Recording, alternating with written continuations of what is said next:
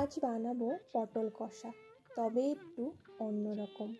পটল আর আলু খোসা ছাড়িয়ে লম্বা করে কেটে নিয়েছি।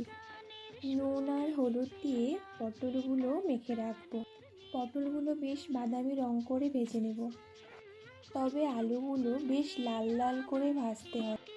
আলু ভাজা হওয়ার পর কড়ার তেল কমিয়ে ওখানে দুটো তেজপাতা, দুটো শুকনো লঙ্কা আর মৌরি ফোড়ন দিয়ে কুচানো টমেটো দিয়ে দেব।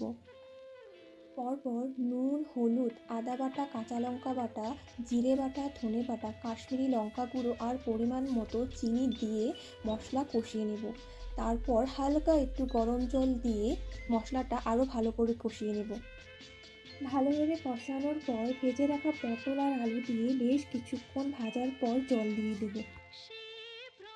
ঝোল শুকনো হওয়ার পর বাটা গরম মশলা আর ঘি দিয়ে নামিয়ে নেব।